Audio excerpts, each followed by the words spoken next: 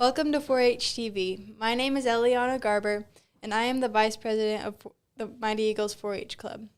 This is my 5th year in 4-H, and I'm going into 9th grade at Fordland High School. My projects this year are beekeeping and filmmaking. My name is Lucas Alexander, and I am going into the 8th grade at Fordland Middle School. I am the president of the Fordland Mighty Eagles 4-H Club, and my projects this year are leadership, goats, small engines, and welding. There we go. Today we are going to be sharing the other half of our demonstrations. If you have not watched our other demonstrations video, we did that a few weeks ago, so go check that out. A demonstration is where a member chooses a topic does a demonstration about a topic that interests them. What demonstrations include is learning about a topic, writing about the topic, learning how to speak about the topic, and demonstrating the topic to a group of people and judges. First up will be Travis, telling us how to grease a tractor. My name is Travis Alexander from the Fordland 4-H Club. I am 8 years old. Today I'm going to show you how to grease your tractor. The first step you do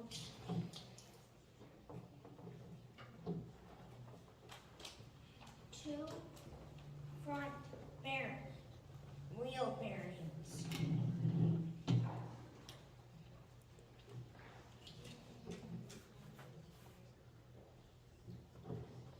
Next, you grease 4 key pins.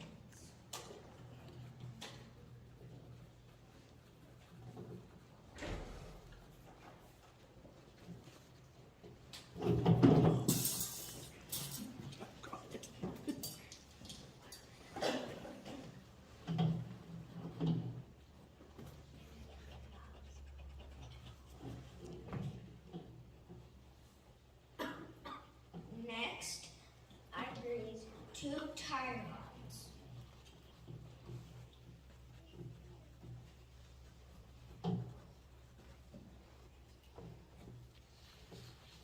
Then I grease 2 axle pins.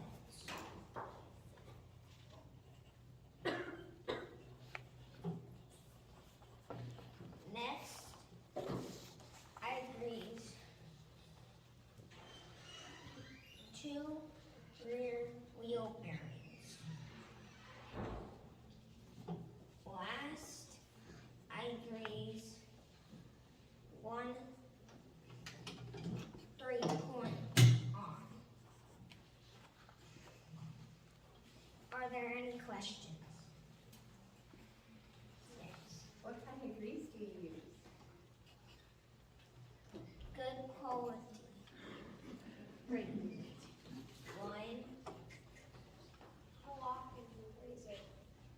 Every few days if you're going to use it every day. Why do you grease it? So it will stay working properly. Are there any more questions? Yes. How often do you grease it?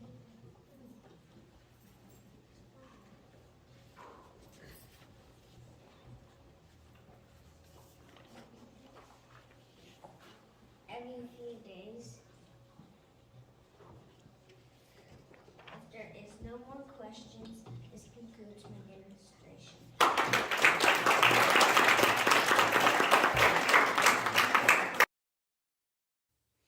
Well, Ellianna, I think you did a pretty good job. I learned a lot about how to grease a tractor. I remember when I was greasing the tractor the same way he was, with my finger doing my demonstration. Great job, Travis. Next up, we have Emma Grace about knitting. Her sponsor is Finley Collective.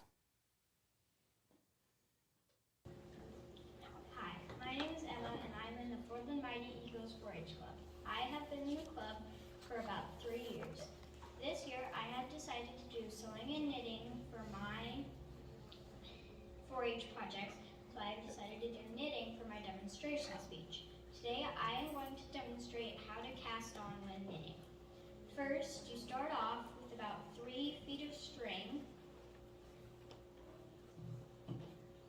like this, and you make a loop in the middle of that string with a knot at the bottom. Then take one of your knitting needles and put it through the loop and tighten it to where the string can slide up and down, but not too tight to where you can't move the loops. Next, put the string on the left side of your pointer finger, and with the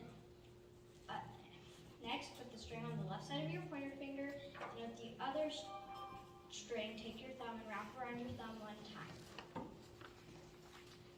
Next, take the end of your needle and stick it under the string on your thumb, then under the string on your pointer finger, and pull.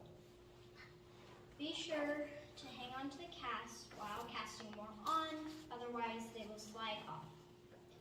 Then repeat step 2 until you have as many casts as you would like. If you mess up, it's okay, just gently slide the needle, the cast you messed up on, gently off the end of the needle. If you would like to, you can just pull the string to restart. You can practice casting on until you have as many casts as you would like. As many casts as you have on it will determine the width of your project that you are making. Thank you to Findlay Collective for sponsoring my demonstration speech. That concludes my speech. Thank you for listening. Do you have any questions? What project have you made doing the knitting? I haven't made any projects knitting yet, but I have made a lot of sewing projects. Have you got a project ready to knit that you're thinking of trying to knit? I think I might make a headband or a bracelet with a button or something like that. What color? Pink or brown, either one of those. Are there any more questions? If not, that concludes my speech.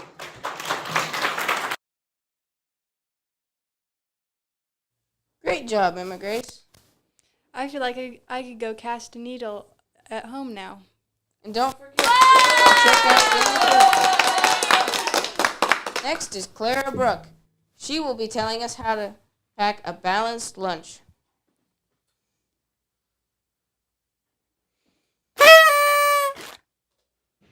Hello, my name is Clara Brooke. I am 6 years old, and I am a part of the 4-H Mighty Eagles Club. Today, this demonstration is sponsored by Brooke Roofing. I'm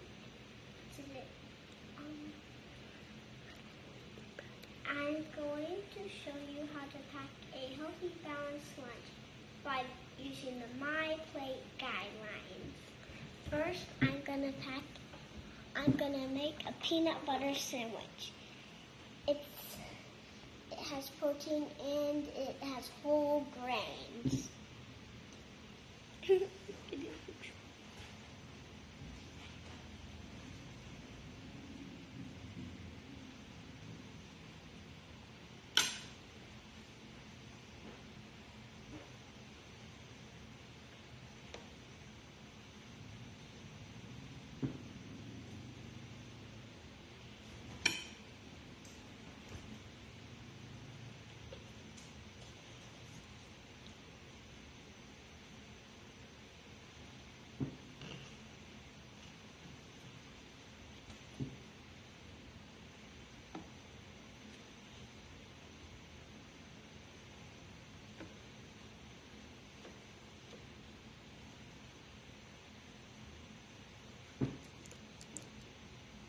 Next, I'm gonna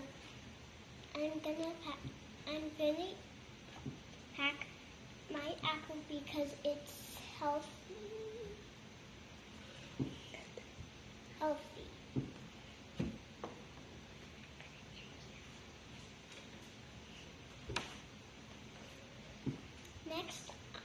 including my vegetables. I'm gonna bring a carrot because it has vitamins. And next, I'm gonna bring a cup of yogurt because it has whole grain. It has whole dairy. It has dairy.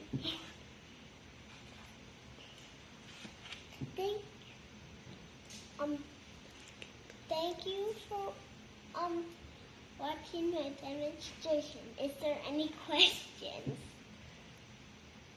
How long have you been packing your own lunch, Clara? Like not a whole.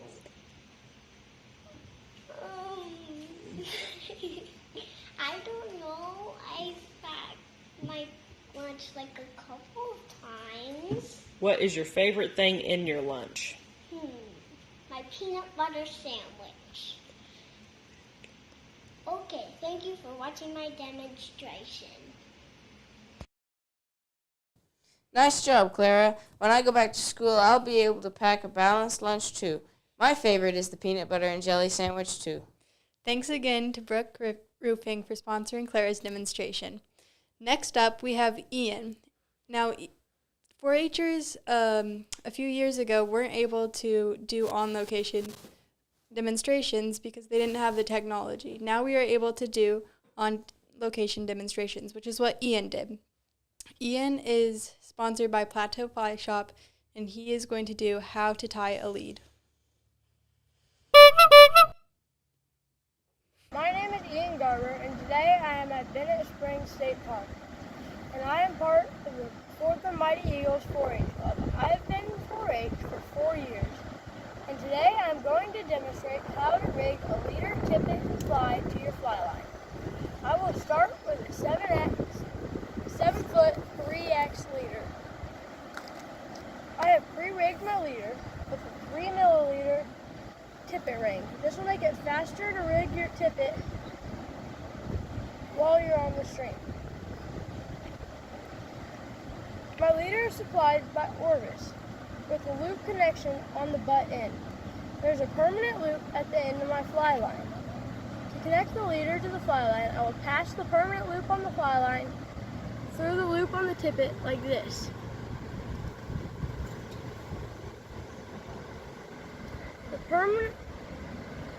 Then pass the end of the leader through the permanent loop on your fly line.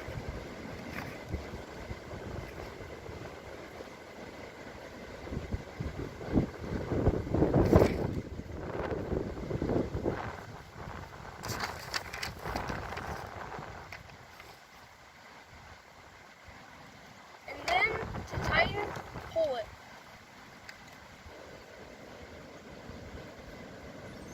Until it's tight, and you may need to take the knot on the end of your line and move it. Tighten it all the way so it doesn't come off. Now I will tie the tippet to the tippet ring. Usually I want to select my tippet to be 1 to 2 sizes smaller than my leader. Since I'm using a 3X leader, I could use a 4 or a 5X tippet. Using a tippet that is smaller than your leader helps your fly turn over on the cast. It will also reduce the amount of line you will lose if you get snagged, since the lower part of your line is the lowest strength. I will tie my tippet to the tippet ring using an improved clinch knot. To start the knot, thread your line through your tippet ring, leaving about 4 to 5 inches of line out.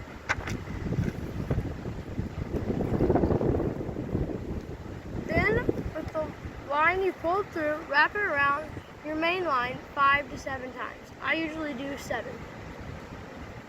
4.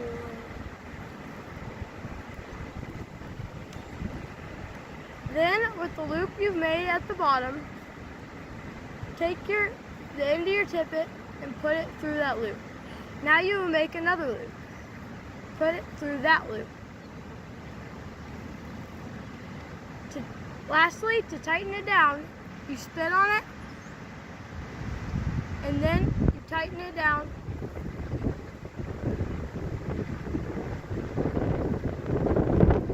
If it's like this, make sure you push it all the way down so it stays tight. Then clip off your excess line.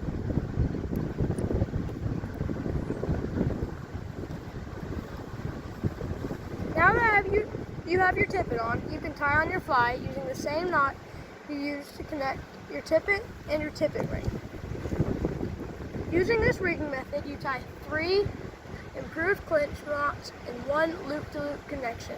That makes it easier to learn and quick to rig, which gets you fishing faster. I'd like to thank Plateau Fly Shop for sponsoring this demonstration. Thank you for your support of the community of 4-H Feeding Missouri. Good luck fishing.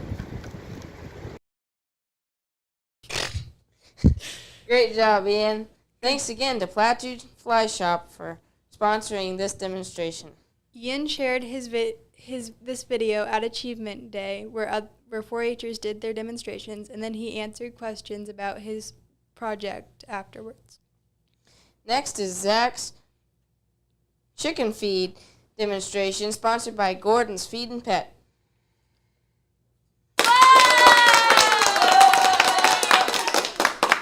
This demonstration was sponsored by Gordon's Pet and Feed in Rogersville. They supply you with all of your pet's needs. They offer a big variety, from leashes, pet bowls, and dog food, to cattle fencing and horse toys. My name is Zachary, and I'm 11 years old. I'm a member of the Mighty Eagles 4-H Club, and this is my first year. My 4-H projects this year are poultry, broilers, and layers. Today, the subject of my demonstration is the benefits of fermenting feed. So, for the main points, we have the health benefits, the lower consumption needs, and the easy process. For this demonstration, I'll be using food-grade containers with chicken feed and water. Fermenting chicken feed is very healthy and efficient, and the benefits range from lower feed consumption to increase of egg production. It's easier and healthier for the chickens to digest, and it makes them be more satisfied with less feed, which costs you less money on their feed, and it makes them digest it better because it's more soaked, and and it will fight off sicknesses, and it can help get rid of the acids that cause the chickens to not get the nutrients that's in their feed that's good for them, and so that will destroy those acids that stop that in dry feed, and it also fights off common sicknesses that chickens can have easily, and it helps their immune system to fight against those, and it also improves their gut health and their immunity, and they're less susceptible to bacteria as well. And not only does it reduce the intake, but it can also increase the bird's weight gain and boost their immune system, and then increase egg production and egg weight. And we don't sell our eggs, but we have heard customers from other people that sell their chicken eggs, and they say they have bigger yolks or bigger eggs overall because they have been feeding them fermented feed. And so for the easy process, right here, I have day 1, day 2, and then day 3. So these have been soaking for 1 day, 2 days, and 3 days. And so for the easy process, you just put your feed in there. We use just grounded up chunks of different things that the chickens like to eat, but you can use this for like chicken pellets if you use pellets. And then so just keep adding water slowly until it's about 1 inch above the feed, and then shake it up so that all of it can get wet, and then it'll slowly start soaking that up. And then you just wait at least 3 days, and then 3 to 5 days is good for them to get the vitamins and probiotics that this fermented feed offers. And then yeah, it is very healthier, and it's good to ferment this in your house. Like if it's in winter, you want to ferment this feed in your house because it's warmer and it will be better, and it germinates. And it ferments faster when it's in warmer conditions. So you can like do it in your shed or somewhere shady outside when it's summer. But it's good to do it in a warm place in your house in winter to boost the fermentation. And then to summarize the process, just put the feed into food-grade containers and keep adding water slowly until it is about an inch above the feed. And then make sure to save, when you first start it, just use water, but for the next batches, if you dump the liquid, this old liquid, in here into your next batch, then it will help, gives it a kick start, and it has good probiotics in there that the chickens would also, it's also very good for the chickens to have probiotics in the old liquid if you add that to your next batches after you first do it. Are there any questions? Yes? How much do you feed your chicken? Well, it depends on how big they are. Like if they're smaller, or if you have like meat chickens, then they need a lot more than like hens would. But that's because you're raising them for meat.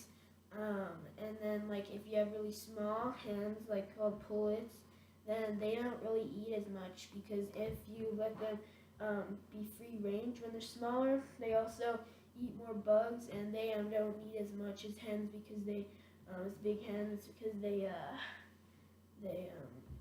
not producing eggs yet, and they don't have a very big body yet.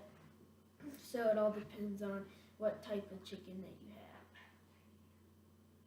And yeah, the time of years that it does, because in winter the chickens don't eat as much overall, but they don't eat as much bugs overall in winter, so you need to give them more feed in winter than in summer. And if you let them run free range, they also need less feed, because they get more bugs. Yeah, and they also don't need a lot of feed when they're molting either. Are there any more questions?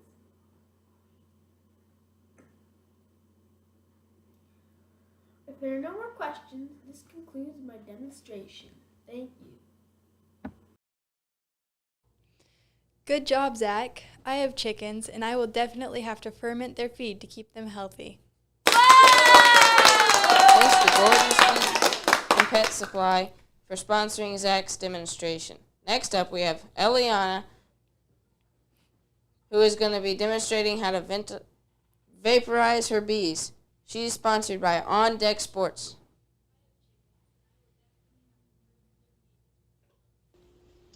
My name is Ellianna Garber, and I'm going into 9th grade at Portland High School. This is my 5th year in the Mighty Eagles 4-H Club.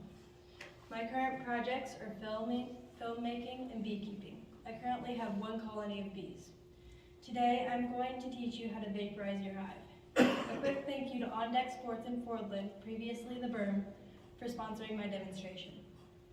Vaporizing your hive with oxalic acid is a step that you can take to prevent varroa mites in your hive.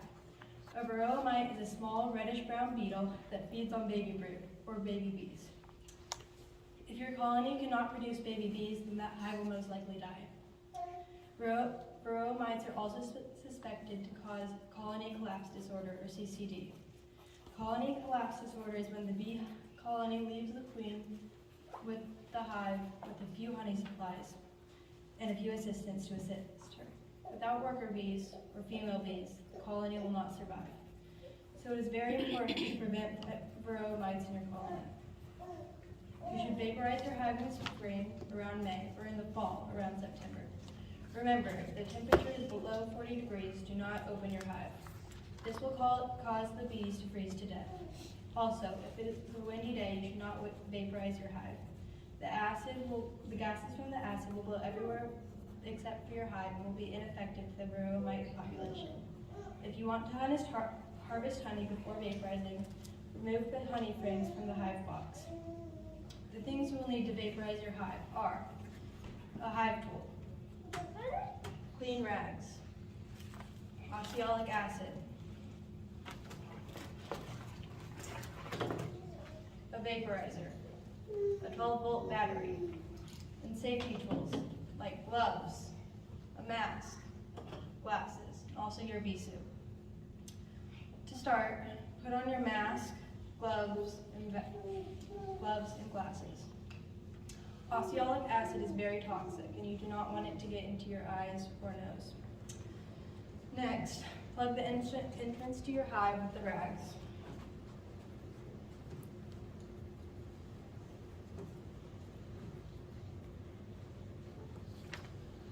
This will prevent the bees from going in and out, meaning more bees will be affected by the varroa mite, by the acid. This will also mean that the gases will stay in the hive. The next thing that you're going to want to do is remove the tray from underneath your beehive. You might have to use your hive tool to do this.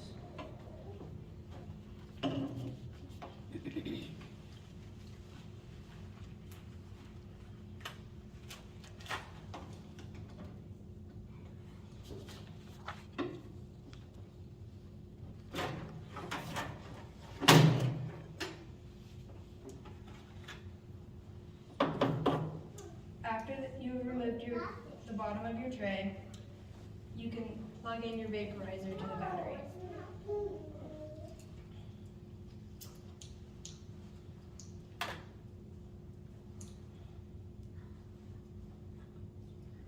Make sure to plug the red side into the positive side and the black into the negative.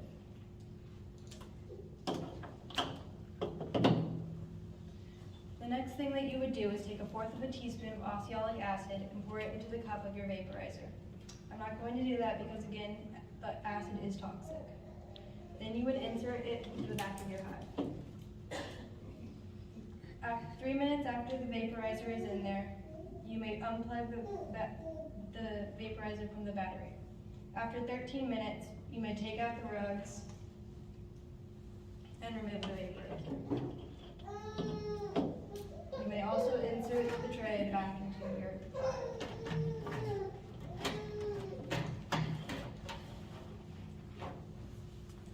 That is how you vaporize your hive for varroa mites. Does anyone have any questions?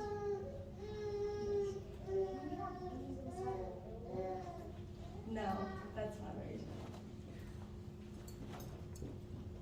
How long has it been beekeeping? 2 years. How often do you have to treat? You have to treat around May, so in the spring, and then in the fall again, around September, October.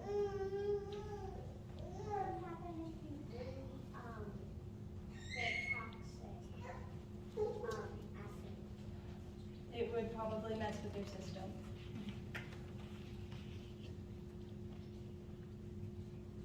Thank you again to On Deck Sports for sponsoring my demonstration. This concludes my demonstration.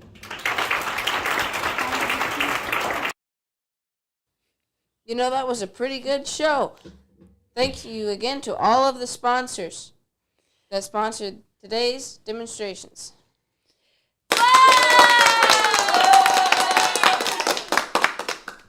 It is our goal to have all of our 4-Hers in our club participate in demonstrations, and this year we met that goal with all of our 4-Hers participating. You know, I wonder about an episode 7.